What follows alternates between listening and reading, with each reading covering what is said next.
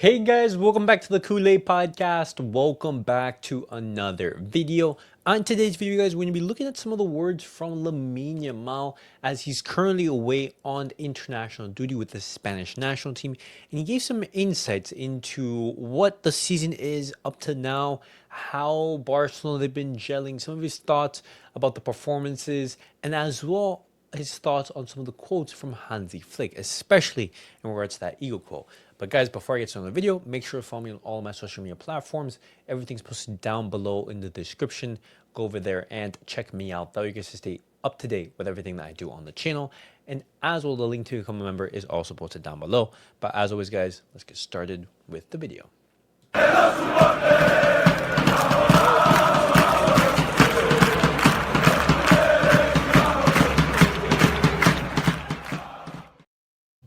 All right, guys, let's get started with the video and let's look at the words from Lamine Yamal as he gave some insights into what Hansi Flick said, into his relationship with the Spanish team, as well his thoughts on the whole Nico Williams situation. There's a lot to unpack here, but starting off with Lamine on Flick's comment about ego kills success and why it came to this, he said, what each person thinks after a draw, he came out heated.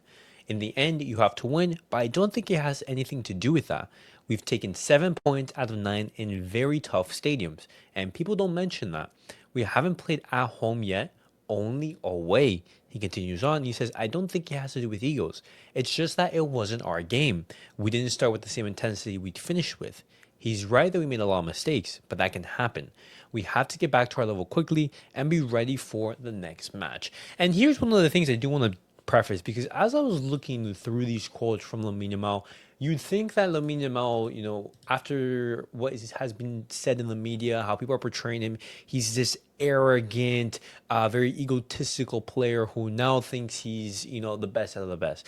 And I don't think so. And while I was looking at these quotes, it seems that Lamine Yamal is very grounded.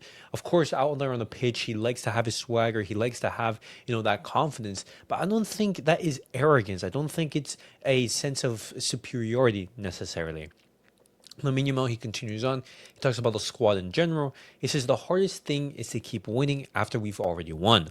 But we're a young squad that hasn't come off winning 4 leagues in a row. We always want more, but LaLiga is long. It's a competition that demands the most consistency, and we're confident that we want to win it again. And I really like this quote because right there he's mentioning, he's saying, hey, we want to win La Liga.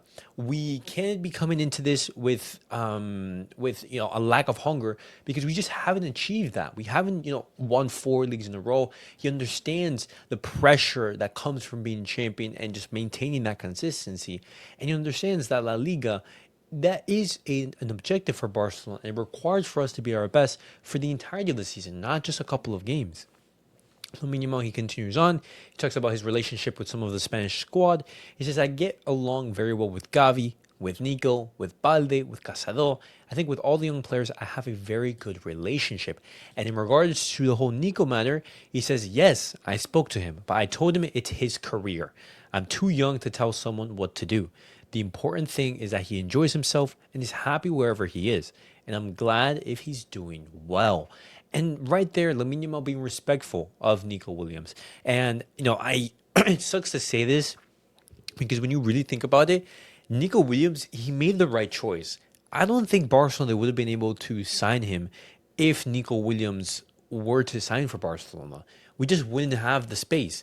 Barcelona, we had to loan Hector Fort in order to register our €2 million signing in Rooney Bardaji. Imagine the turmoil, imagine the headaches Barcelona and the media would have after Barcelona signed Nico Williams for 60 million and we can't even register him. We would genuinely have to, somehow force Ter Stegen out and just we probably would have been forced to sell Fermín Lopez and Araujo necessarily. And when you're looking at the whole situation, you can't put blame on Nico. Of course, you're upset at him for the way he conducted himself, for the way that he went about it. And on top of that, renewing for a decade plus, I think that was a mistake.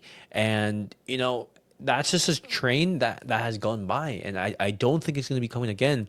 But interesting to see that Lamine Yamal, he's already spoken to him about it. Lamine Yamal, he continues on with the interview. He talks about the criticism that he receives and whether it affects him. And he says, honestly, it doesn't affect me. I've realized that everything that happens in my life will be talked about, and many things invented.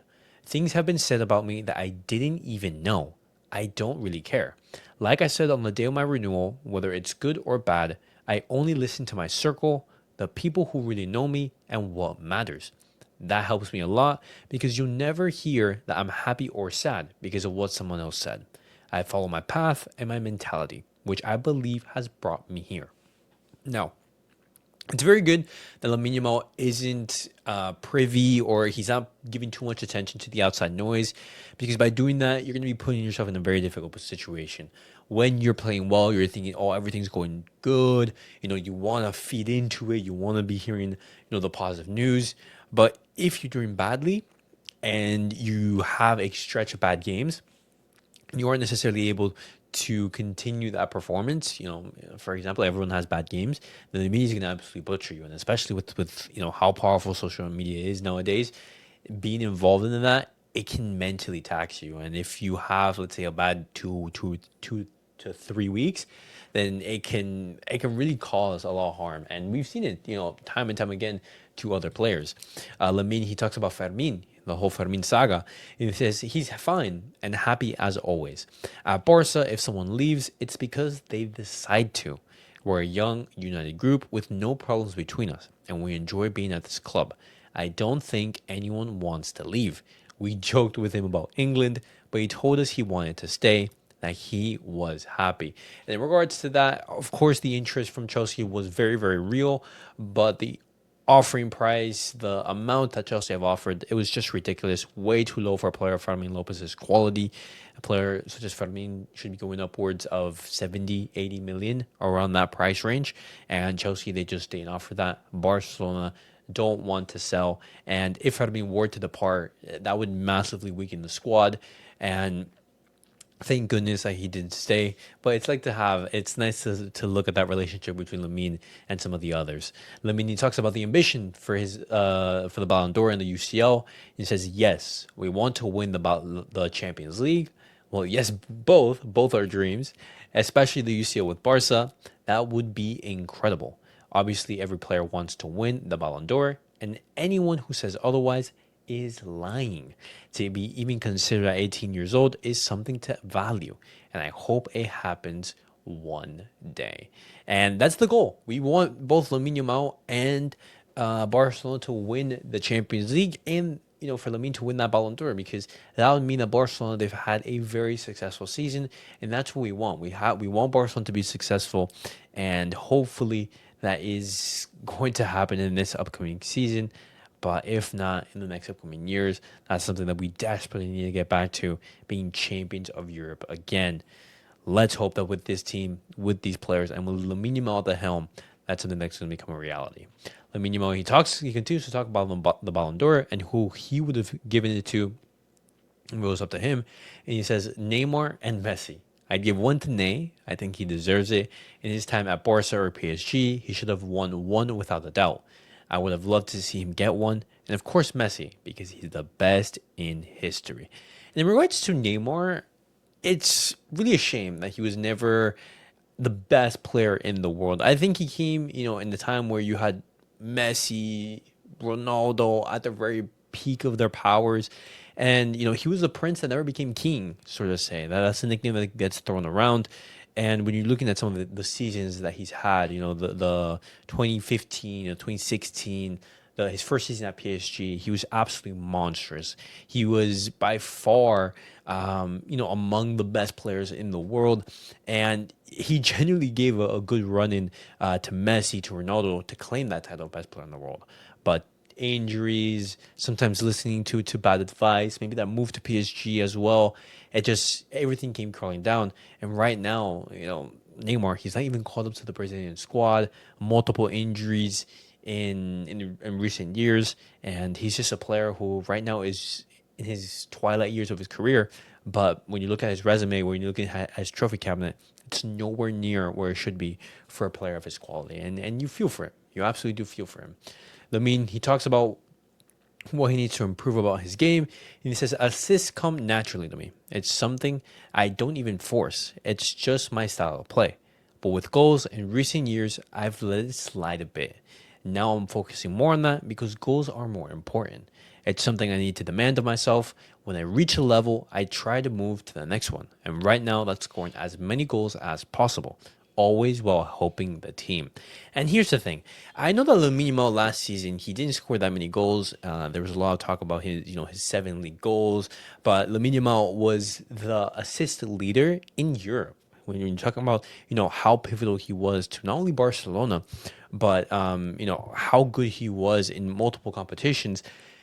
I do think that right here, Lamine Yamal, he did hear some of the talk that was being, thrown around on social media about his lack of goals, because that's something that anyone who was on football Twitter was privy to. They saw, criticism of Lamine Yamal saying, "Oh, he's not scoring this many goals. That's why he shouldn't be in the Ballon d'Or race, etc., etc. How can a player who only has X, amount of league goals be involved in that race?" And I do think this is why Lamine Yamal, he does want to take that responsibility, and he talks about responsibility and talking about taking up the set piece duties, free kicks, corners, penalties. And he says, in football, experience gives you responsibilities. Over time, I'll take on more, like free kicks or penalties. Everything comes at the right time. I'm not in a hurry, but I'm confident I can do it. Whenever the team gives me the green light, I'll be ready to take them. And as I said, guys, it's so refreshing to hear Lamine Yamal talk in this manner. This is not Lamine Yamal saying, "Hey, I am the leader of this team and I should be the one taking the free kicks and the penalties." No, he says, "Hey, when the right time comes, how the team will give me that responsibility." And it's not him demanding it. It's not him saying, "Hey, I'm going to be the one to take on this role," and showing a sense of arrogance. And this is something that I do want to clarify, because a lot of people do fall into the sense of the media campaign that Lamine Yamal is arrogant, this player who needs to be taken down a peg or two.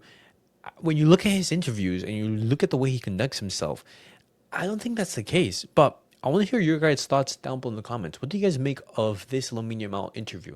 The words from Lamine Yamal. I want to hear everything down below. And as well, I want to hear your guys' thoughts in regards to that. What do you guys make of his quotes? But as always, guys, thank you guys all for watching. Make sure to like, subscribe, and comment. I'll see you guys all in the next video. Peace out, guys.